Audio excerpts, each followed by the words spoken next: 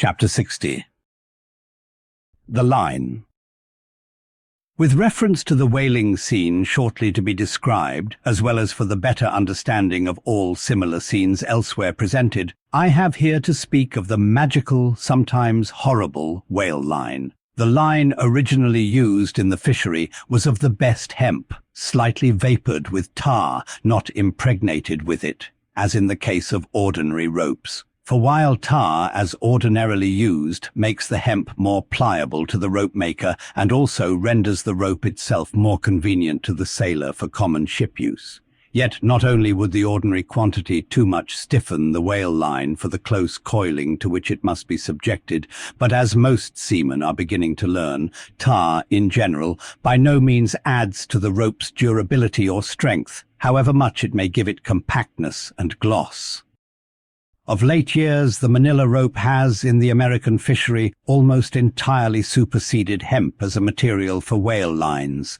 For though not so durable as hemp, it is stronger and far more soft and elastic.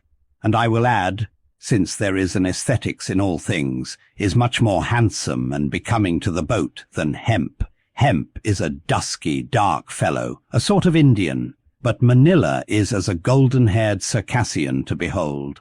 The whale line is only 2/3 of an inch in thickness. At first sight you would not think it so strong as it really is. By experiment its 150 yarns will each suspend a weight of 112 pounds, so that the whole rope will bear a strain nearly equal to 3 tons. In length, the common sperm whale line measures something over 200 fathoms.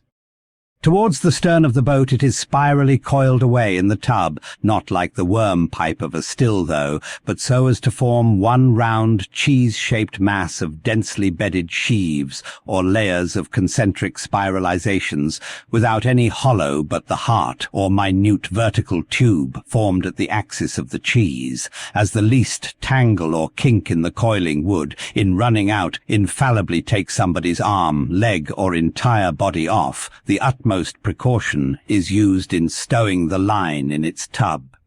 Some harpooneers will consume almost an entire morning in this business, carrying the line high aloft and then reeving it downwards through a block towards the tub, so as in the act of coiling to free it from all possible wrinkles and twists. In the English boats, 2 tubs are used instead of 1, the same line being continuously coiled in both tubs. There is some advantage in this, because these twin tubs being so small, they fit more readily into the boat, and do not strain it so much, whereas the American tub, nearly 3 feet in diameter and of proportionate depth, makes a rather bulky freight for a craft whose planks are but 1/2 inch in thickness. For the bottom of the whaleboat is like critical ice, which will bear up a considerable distributed weight, but not very much of a concentrated one.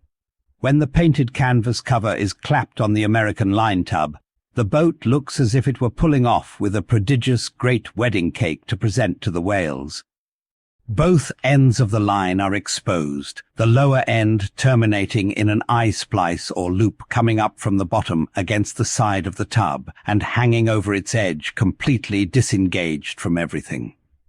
This arrangement of the lower end is necessary on 2 accounts.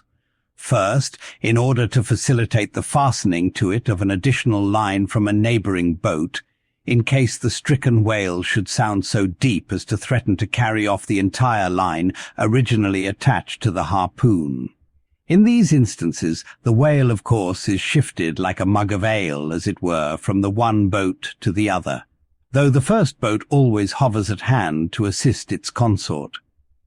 Second, this arrangement is indispensable for common safety's sake, for were the lower end of the line in any way attached to the boat, and were the whale then to run the line out to the end almost in a single smoking minute as he sometimes does, he would not stop there, for the doomed boat would infallibly be dragged down after him into the profundity of the sea, and in that case no town crier would ever find her again.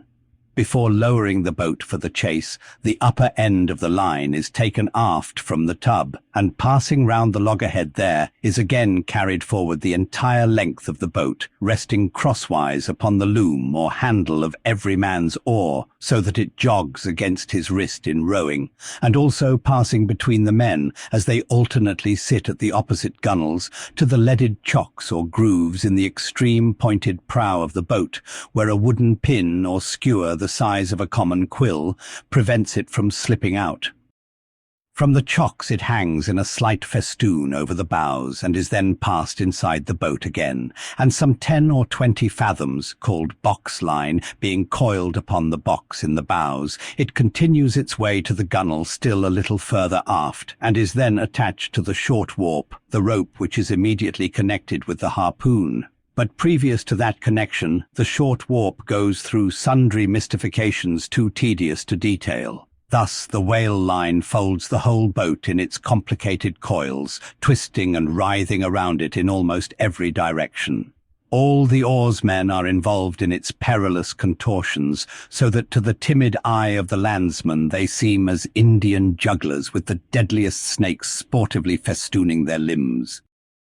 Nor can any son of mortal woman for the first time seat himself amid those hempen intricacies, and while straining his utmost at the oar, bethink him that at any unknown instant the harpoon may be darted, and all these horrible contortions be put in play like ringed lightnings. He cannot be thus circumstanced without a shudder that makes the very marrow in his bones to quiver in him like a shaken jelly.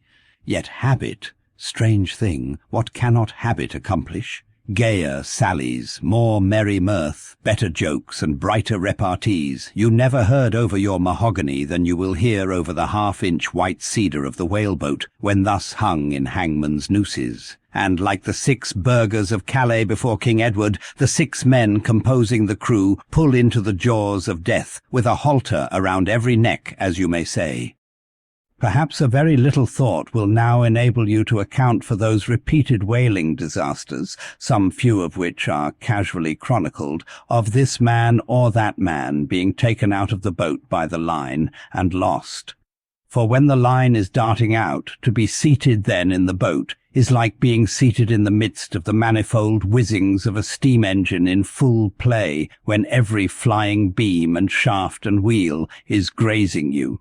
It is worse, for you cannot sit motionless in the heart of these perils, because the boat is rocking like a cradle, and you are pitched one way and the other without the slightest warning. And only by a certain self-adjusting buoyancy and simultaneousness of volition and action can you escape being made a Mazeppa of and run away with where the all-seeing sun himself could never pierce you out. Again, as the profound calm which only apparently precedes and prophesies of the storm is perhaps more awful than the storm itself. For indeed the calm is but the wrapper and envelope of the storm, and contains it in itself, as the seemingly harmless rifle holds the fatal powder and the ball and the explosion. So the graceful repose of the line, as it silently serpentines about the oarsman before being brought into actual play, this is a thing which carries more of true terror than any other aspect of this dangerous affair. But why say more? All men live enveloped in whale lines. All are born with halters round their necks, but it is only when caught in the swift, sudden turn of death that mortals realize the silent, subtle, ever-present perils of life. And if you be a philosopher, though seated in the whaleboat, you would not at heart feel one whit more of terror than though seated before your evening fire with a poker and not a harpoon by your side.